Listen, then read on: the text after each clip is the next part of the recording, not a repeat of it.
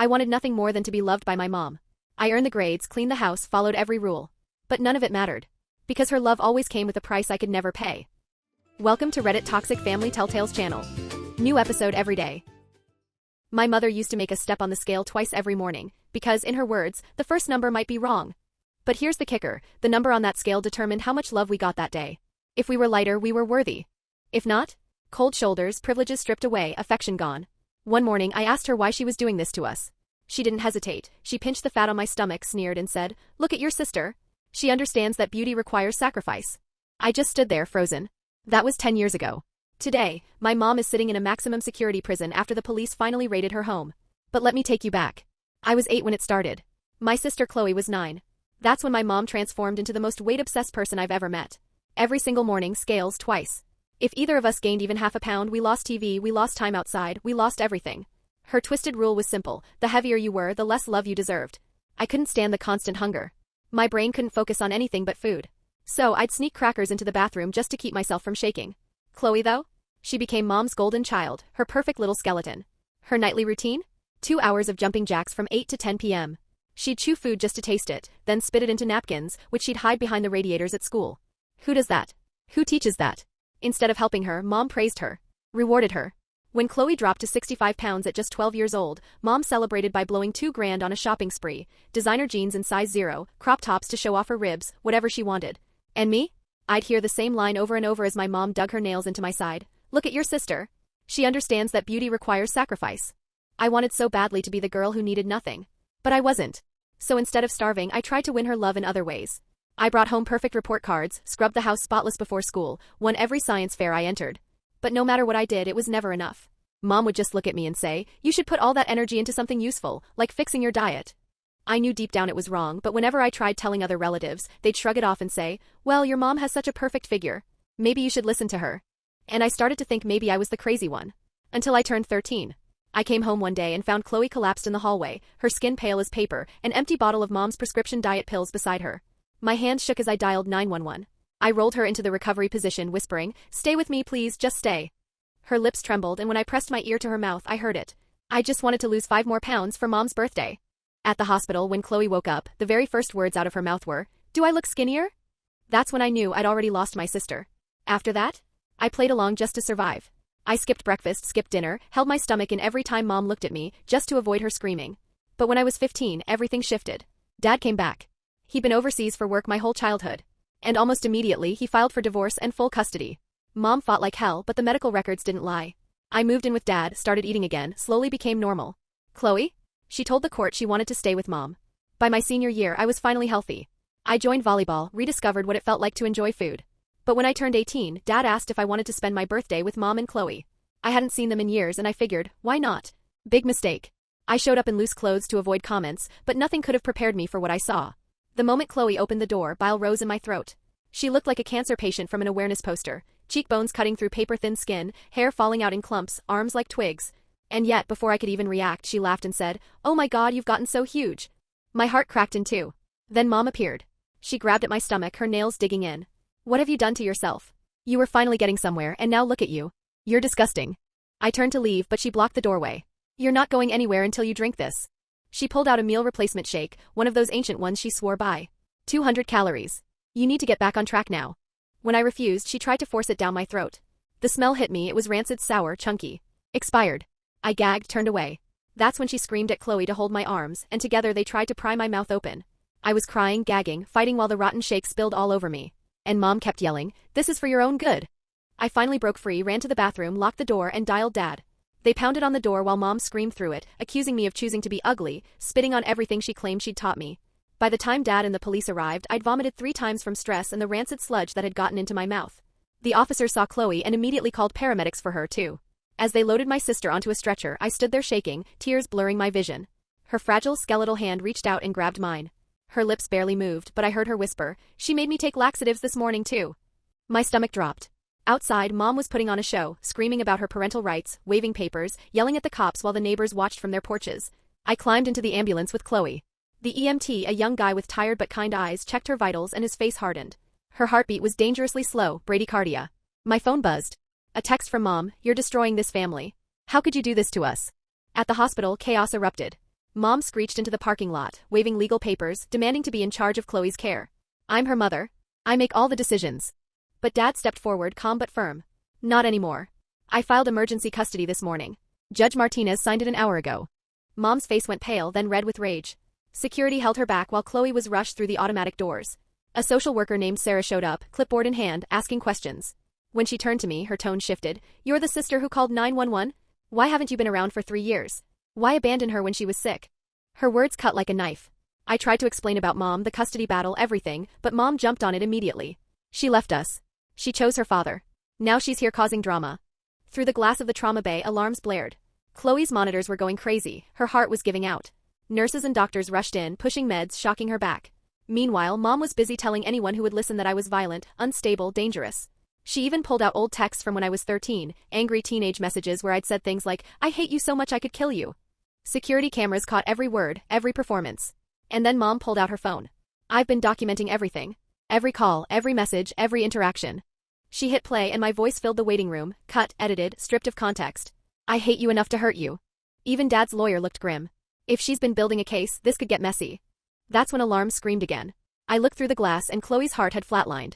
The team called a code. My world collapsed. Police officers appeared with an evidence bag full of bottles they'd confiscated from Mom's purse. Expired meal replacements. Illegal supplements banned years ago. When they asked her which doctor prescribed them, her face faltered. And just then, Child Protective Services walked in. We've received reports of medical neglect and endangerment. We'll need to investigate both parents. And my dad's face crumpled. He thought he'd saved us. He thought custody would protect us. But now they were coming after him too. The next few hours? They passed in a haze. Everything was happening too fast. Chloe was finally stabilized and transferred to the ICU, but Mom was already on her next move. She managed to convince several staff members that I was the real threat to my sister's recovery. She pulled out my old social media posts, pictures of me at college parties eating pizza, laughing with friends, and twisted them into weapons. Look at her glorifying binge eating, she told the staff. Asterisk, she's a terrible influence on someone with an eating disorder. Asterisk. Sarah, the social worker, just stood there with her clipboard, her pen scratching across the page, occasionally glancing up at me with that same cautious look. That look that said she wasn't sure if she believed me, or my mother. By the time visiting hours were set, the hospital dropped the hammer. My access to Chloe? Gone. Only parents could visit, and only one at a time. I watched as Mom's phone rang, her expression shifting into that flawless performance mask she wore so well. Fake tears in her voice, she answered. Asterisk, yes, Coach Johnson, I'm just so worried. She's having some sort of breakdown. Maybe you could talk to her. She always respected you. Asterisk. My blood ran cold. She was calling my old volleyball coach. Recruiting people from my past. And the manipulation didn't stop there. As soon as she hung up, she dialed someone else, this time, a woman from her Pilates class who just happened to work at the local news station. Mom was spinning her web wider and wider. Dad's lawyer sat nearby, rifling through paperwork. Suddenly, his brows knit together. Asterisk, there's a court order here from 3 years ago. It gives her sole medical authority. You never contested this. Asterisk. Dad's face went slack. Asterisk, I didn't even know about it. I was overseas when, wait, this was filed 1 day before I came back. 1 day before I filed for divorce. Asterisk. That's when it hit us. She'd been planning all of this for years. Meanwhile, my phone started buzzing like a hornet's nest. I'd posted online asking for support, thinking people would rally around us. Instead, the comments poured in like poison. Asterisk, your mother is worried sick about you. Asterisk. Asterisk, this vendetta against your family needs to stop. Asterisk. Asterisk, get help before you hurt someone. Asterisk. It wasn't strangers, it was her friends. She'd mobilized her entire circle, using them as character witnesses against me. Some even dredged up those angry teenage texts I'd sent years ago, painting me as violent, unstable, dangerous. I tried replying, tried explaining, but it was like shouting into a storm. More comments, more screenshots, more lies. Someone even posted in a local moms group, asterisk, this poor mother dealing with her violent daughter. Asterisk. Dad squeezed my shoulder. Asterisk, don't engage. Every reply just gives her more ammo. Asterisk. But the damage was spreading faster than I could breathe. Then my phone rang. It was Coach Johnson. My old coach. I picked up, praying for some kind of ally. Instead I heard, asterisk, hey kiddo, I talked to your mom. She's really worried about you. Maybe we should all sit down for some family therapy. I know a good counselor. Asterisk. Even my coach had been turned. I hung up without saying a word. The next morning I woke up at Dad's place and felt my stomach sink. A news van was parked right outside. The local morning show was running a segment on family disputes and hospital drama. And who was front and center? My mother. Perfectly dressed, makeup flawless, fake tears rolling down her cheeks as she described her troubled daughter who had caused a scene at the hospital. The reporter? Someone from her Pilates class. No tough questions. No mention of the expired shakes. Nothing about Chloe's condition. Just Mom once again playing the victim for the cameras. At the hospital it got worse. Security stopped me at the door. My name had a red flag in the system now. A restraining order. Mom appeared like a villain stepping out of the shadows, waving official papers with a smug smile. It's for everyone's safety, she announced loudly enough for the guard to hear. Asterisk, my daughter has been making threats, harassing our family. I have evidence. Asterisk. And she did, her phone full of edited recordings, old texts, and statements from her army of concerned friends. I saw the way the guard looked at me, his hand resting near his radio. Dad's lawyer flipped through the paperwork. It's temporary, he muttered. Asterisk, but if it sticks you'll be banned from coming within 500 feet of her, or visiting Chloe. Asterisk. Mom's lips curled into that cold, victorious smile. She'd won this round. That night, Dad's girlfriend called. I overheard her voice through the phone, angry, shaken. She couldn't handle it anymore.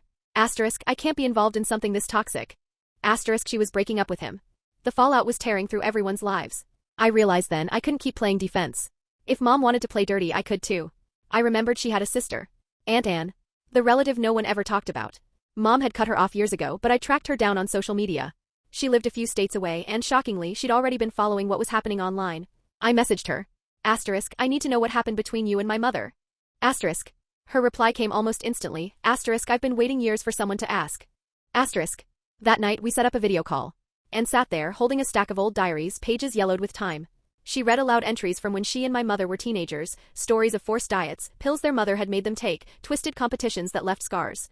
She did the same things to me, and said, her voice trembling. When I tried to report it, she convinced everyone I was jealous. She said I was making it up for attention. One entry made my breath catch.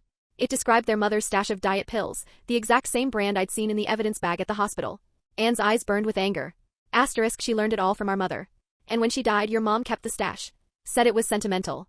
Asterisk. Now I had ammunition. But I knew using it meant all-out war. The next morning, I tried to get my own recording. I spotted Mom in the hospital parking lot, phone hidden low in my hand as I pretended to text. She walked up, eyes narrowing immediately when she saw what I was doing. And just like that, her performance began. She clutched her chest, voice cracking with rehearsed grief. Asterisk, why are you doing this to our family? Haven't you heard us enough? Asterisk, she wailed loud enough for half the lot to hear. People stopped. Phones came out. She looked like the picture of a persecuted mother, while behind the mask she smirked at me for half a second, like she knew exactly what game she was playing. That afternoon, the temporary restraining order was granted. I wasn't allowed within 500 feet of my mother. I couldn't visit Chloe. I couldn't even walk into the same building. The judge had reviewed her evidence, the recordings, the texts, the statements, and ruled in her favor. Dad's lawyer spelled it out for me. Asterisk, she's been building this for years. Every text, every interaction, every family event, she's been laying the groundwork. Asterisk. I felt my chest tighten. Asterisk, but what about Chloe? She needs help. Asterisk. The lawyer sighed. Asterisk, your mother has legal custody and medical authority. Unless we can prove she's actively harming Chloe. Asterisk. She is. I snapped. The expired shakes. The laxatives Chloe whispered about in the ambulance. He just shook his head. Asterisk, it's your word against hers. And right now she has restraining orders and character witnesses saying you're unstable. Asterisk. That's when it hit me. This wasn't just abuse. This was strategy. Mom had built a fortress of lies around herself, a system that protected her at every turn. And she'd used my own anger, my own teenage mistakes as the bricks in her wall. But I wasn't that scared 13-year-old anymore. Now I had Anne's testimony.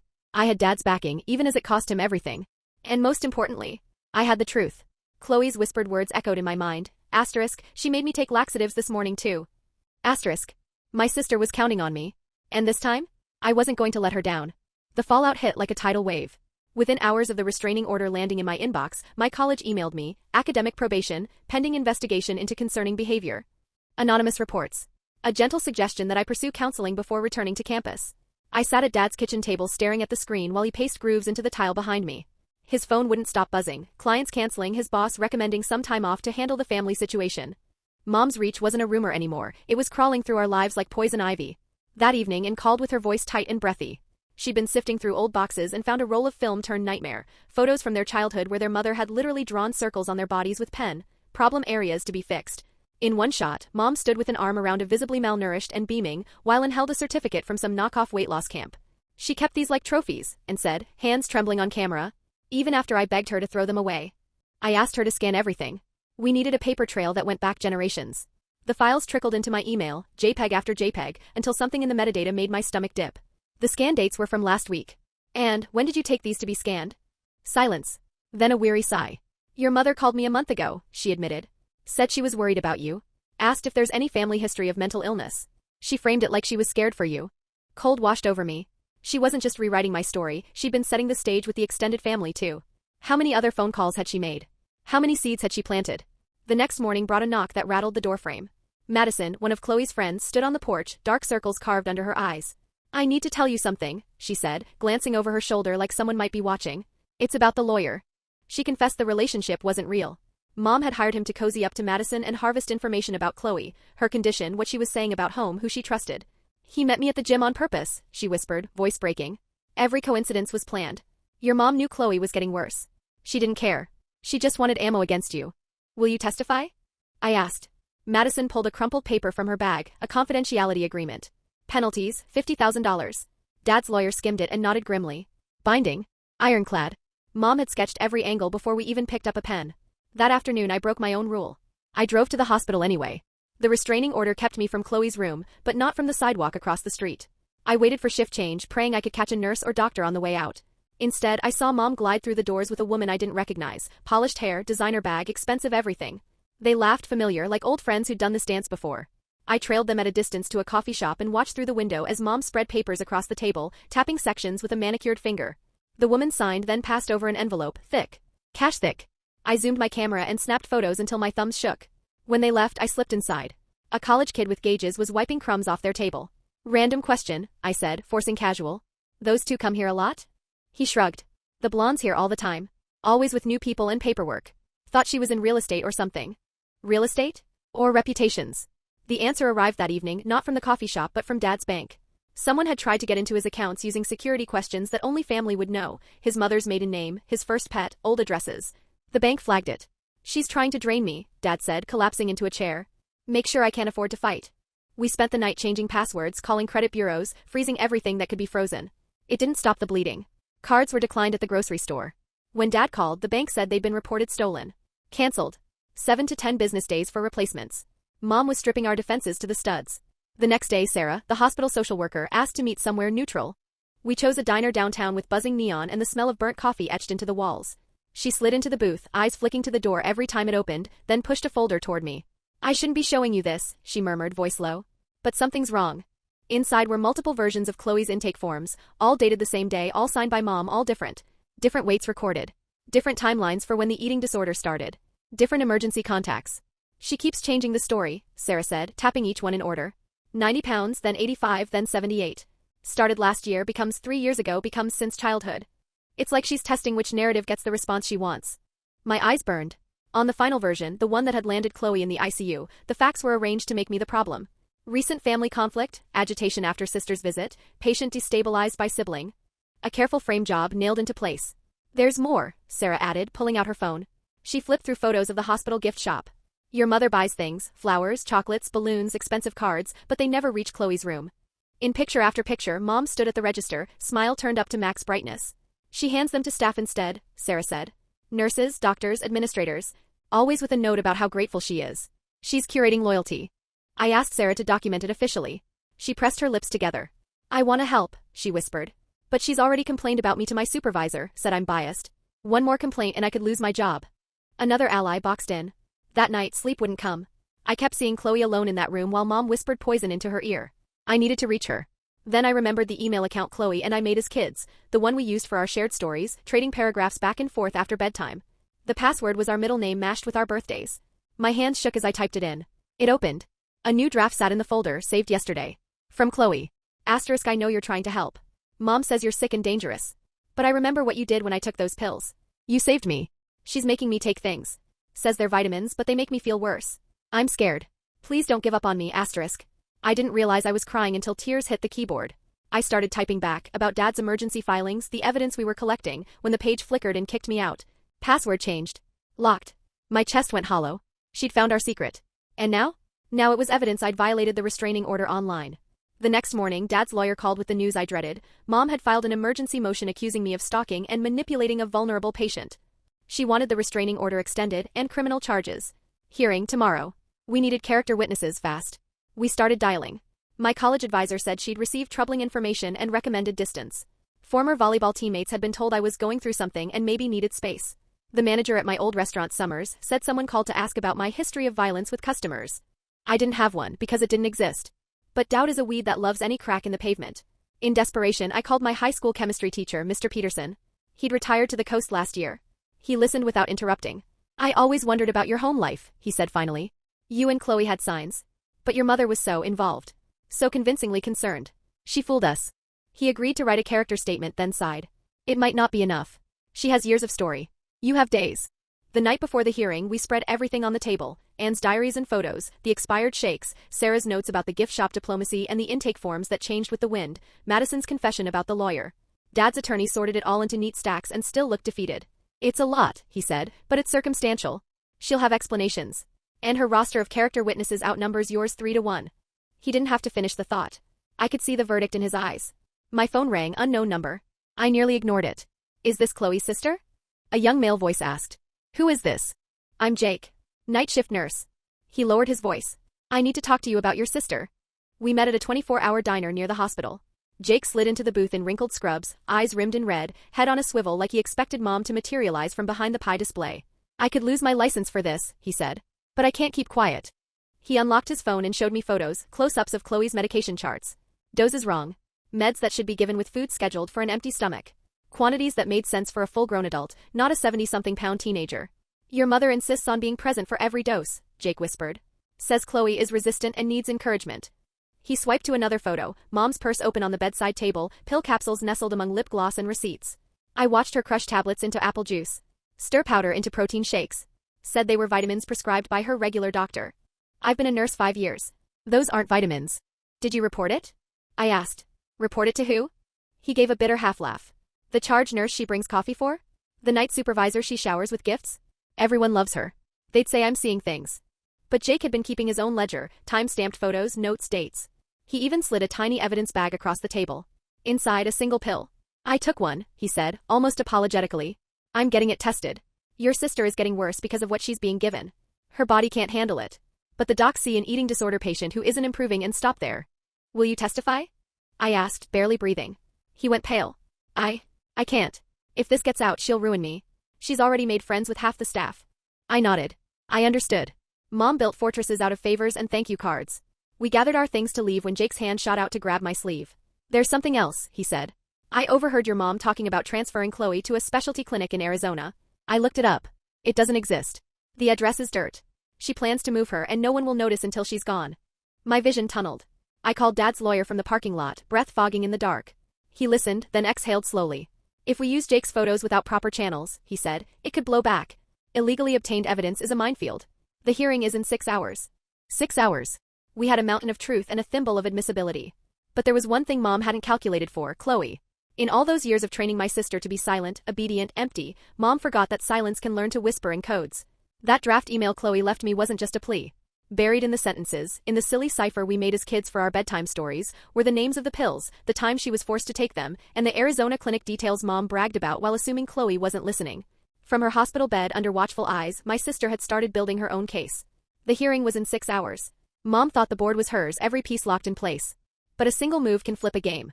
And when we walked into that courtroom, we weren't coming empty-handed. The emergency hearing hit like a flash flood. At 6 a.m., Dad's phone rattled on the nightstand. The judge had moved it up to 8 a.m., urgent circumstances. We flew around the house, half-dressed and full of adrenaline. Dad's hands shook so badly he kept missing the knot on his tie. I steadied his fingers and pretended mine weren't trembling too.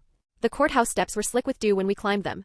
And of course, Mom was already there, perfectly composed, stationed inside a circle of her disciples. 3 women from Pilates, my old volleyball coach, even the reporter who'd interviewed her.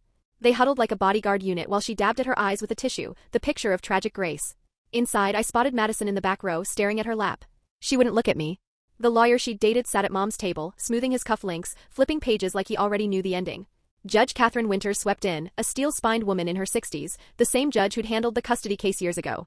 She took the bench, adjusted her glasses, and got straight to it. Review of Mom's request to extend the restraining order. Mom's attorney cued the evidence, those chopped-up recordings, the violated email account, statements from concerned citizens about my supposed instability. It was like watching a movie trailer where you've been edited into the villain. Our turn. Dad's lawyer, running on fumes and coffee, rose and laid out what we had, Anne's diary entries, photos of the expired diet products, Jake's documentation of medication irregularities. With each exhibit, Judge Winters' frown deepened for all the wrong reasons. Hearsay. Inadmissible. Illegally obtained. Then she zeroed in on me. Young lady, did you access your mother's email without permission? My mouth opened, Chloe's hidden message was right there on my tongue, but Dad's lawyer touched my sleeve. Don't. Any admission only fed Mom's case. 20 minutes of paper shuffling felt like a lifetime. Mom kept still, a single tear dabbed exactly when the silence needed seasoning. It was a masterclass in performance. I'm granting the restraining order extension, Judge Winters said at last. And I'm referring this to the district attorney for potential criminal charges, cyber harassment and stalking. My stomach bottomed out. Criminal charges. Jail time. The room tilted until the courtroom doors banged open. Sarah barreled in, hair messy, face flushed, clutching a thick folder like it was radioactive. Your Honor, I'm sorry for the interruption, but I have urgent information regarding the minor's welfare. Judge Winters didn't love the theatrics, but she nodded. Sarah approached the bench and handed over the folder. These are Chloe's medical records from the last 72 hours. Her voice steadied. She's deteriorating. She's showing signs of refeeding syndrome from improper nutrition management. The attending physician believes someone is interfering with her treatment. Mom's lawyer sprang up. Objection, this social worker has demonstrated bias. Sit down, counselor, the judge snapped. Pages flipped. The judge's face tightened. Sarah pressed on. There's more. Hospital security footage shows Mrs. Mom's last name, adding unidentified substances to the feeding tube. When questioned, she claimed they were prescribed supplements. There is no prescription. The gallery erupted, hisses, whispers, the wet rustle of shock. Mom shot to her feet, fingers stabbing the air in my direction. This is her. She's poisoned everyone against me. I'm the only one trying to save my daughter. The gavel cracked. Order. Mrs. Mom's last name, sit down. Sarah produced her phone. Even from the cheap seats I could see the grainy footage, Mom crushing pills, the powder clouding into Chloe's feeding bag. Timestamp, yesterday. After visiting hours. Your Honor, Sarah said quietly, Child Protective Services requests immediate intervention. Chloe's life is in danger. The judge's expression went from skeptical to iron. She turned to Mom's attorney. Explain your client's actions. He rifled papers like answers might fall out. I was not aware of this evidence. I need time to consult. You'll have time, Judge Winters said. Bailiff, take Mrs. Mom's last name into custody pending investigation for child endangerment. Mom's scream ricocheted off the wood paneling. No. You don't understand, she needs those supplements. She'll get fat without them, I'm saving her. She bolted. Papers flew. Her entourage scattered. 2 more bailiffs were already at the door. They took her wrists, the cuffs clicking while she kept raving about obesity like it was a monster only she could slay. In the chaos, Madison stood, tears streaming. She moved to Dad's lawyer with her phone clutched in both hands. I recorded him, she whispered, the lawyer at dinner, coaching her on what to tell people about Chloe. She glanced at Mom being led away. I know I signed that agreement. I don't care. I can't let Chloe die for this. Order eventually crawled back into the room. Judge Winters looked straight at me and something in her gaze had softened. Young lady, she said, your methods were inappropriate and illegal. But it's clear your intention was to protect your sister. I'm dismissing the restraining order and recommending the DA decline to pursue charges. She lifted a finger. However, you are to have no contact with your mother pending the criminal investigation. Understood? I nodded, crying silently. As for Chloe's care, she continued, I'm granting emergency custody to Mr. Dad's last name, effective immediately. CPS will oversee. The rest unspooled in fast forward. Mom was booked into county. Dad raced to the hospital to assume medical decision-making. Sarah promised to fast-track the paperwork. Madison, pale but steady, handed over her recordings, consequences be damned. When I finally saw Chloe, she looked gray. Machines breathed and beeped around her. The nurse explained what Mom's supplements really were, a cocktail of diuretics, laxatives, and expired stimulants, exactly the kind of poison that can tip a starved body off the edge. Dad held one of her hands. I held the other. None of us spoke. There wasn't language big enough for what we felt. That evening, Jake found me in the cafeteria and slid a lab report across the table. The pill I took? He said. It tested positive for a substance banned in 2016. Same compound linked to those deaths at the Nevada clinic. He scrubbed a hand over his face. Your mom wasn't supplementing. She was poisoning. I stared at the printout until the text doubled. All those years of her saying she was saving us, and she'd been slowly unaliving my sister instead. Over the next days, the truth snowballed. Police searched Mom's house and found stockpiles of expired diet products dating back decades. And flew in and gave testimony about their mother's identical patterns. The prosecutors started building for attempted unaliving. Dad's lawyer warned it might end up pleaded down to aggravated child abuse. Mom's network imploded, the Pilates friends vanished, my coach called to apologize, the reporter took heat for biased coverage. Still, apologies don't reverse organ damage. Chloe remained critical. Years of malnutrition had carved into her heart, bones, and organs. Doctors talked about management, not cure. We kept vigil. We read to her. Played her favorite songs. Counted breaths we didn't trust the machines to count alone. On day 5, her eyelids fluttered and she whispered, "Is Mom coming?" It broke me in half. Even now, after everything, she was still that little girl. "No," I said softly. "Mom can't come." Her eyes pooled. Did I do something wrong? Did I gain weight? Dad squeezed her hand. "You did nothing wrong. Mom is sick. We're going to take care of you." The doctors warned us, deprogramming would take months. Physical recovery longer. Chloe would have to relearn how to eat, to see food as food and not a fault. She'd have to unlearn a language of shame spoken to her since childhood. 2 weeks later, Mom's lawyer reached out. A deal, she'd plead guilty to child endangerment if we agreed to supervise visitation after her treatment. Dad dropped the letter in the trash. She doesn't get to negotiate, he said. The prosecutor agreed. With the evidence stacked, Mom was staring down up to 15 years. The trial would be brutal but necessary. After 3 weeks in the ICU, Chloe was transferred to a specialized eating disorder facility. It was expensive. Dad's savings gone. My college fund emptied. Aunt Julie stepped in, stunned and guilty. I should have seen it, she said, voice breaking. Madison visited with flowers and an apology. I thought I was helping, she whispered. Chloe stared past her, too tired for forgiveness or fury. The facility was strict, no outside food, limited visiting, group therapy mandatory, individual therapy daily. Chloe hated it. She begged to go home. Bit by bit, she started to show up for herself. I went back to campus after the prosecutor assured me I was clear of charges. Professors were kind. Academic probation was lifted when the truth reached the administration. Still, sitting through lectures while my sister fought for her life felt like trying to read underwater. Mom's trial date landed 6 months out. Her lawyer filed delay after delay. From jail, Mom wrote unhinged letters about conspiracies, how the diet industry abandoned her for telling truths about obesity. A few loyalists visited and came back shaken.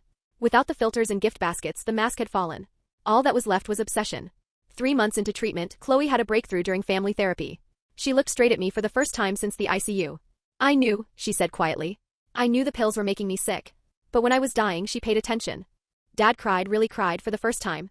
We were a family of fractures, finally naming the cracks. Progress wasn't pretty. Chloe backslid. Some days she refused food. Some nights the compulsion to exercise clawed back. The staff held firm and held her through all of it. Anne became a constant, flying in monthly, telling her story of rebuilding a life it took decades to claim. Chloe started to believe that healing wasn't a myth told to other people. 5 months after Mom's arrest, the prosecutor called. Mom would plead to multiple counts of child endangerment and assault. 8 to 12 years. No contact with Chloe until she turned 25, and only if Chloe initiated. It's over, Dad said, hanging up. But we all knew over was a generous word. The facility recommended a full year. Insurance covered some, Dad picked up extra shifts, I grabbed a part-time job and sent what I could. Aunt Julie organized a small church fundraiser. Madison donated, still wearing her guilt like a coat she couldn't take off. As the months passed, Chloe's face filled out. Her hair thickened. The transformation I cared about most showed up in her eyes, light returning, one spark at a time. Sentencing came on a rainy Tuesday. We didn't go. Dad said courtrooms had taken enough of us. Instead, we spent the day at the facility playing board games and watching movies like a family that was learning how to be one. The news read Mom's statement aloud that night. No remorse, just a final sermon about how society would thank her one day for trying to save us. And even as the gavel fell somewhere we refused to be, I felt it, how endings aren't really endings. They're doors. The question is, where does this one lead, and what else is waiting on the other side? Thanks for watching. Today's train wreck is over, but tomorrow's ride is already on track. Subscribe so you don't miss it.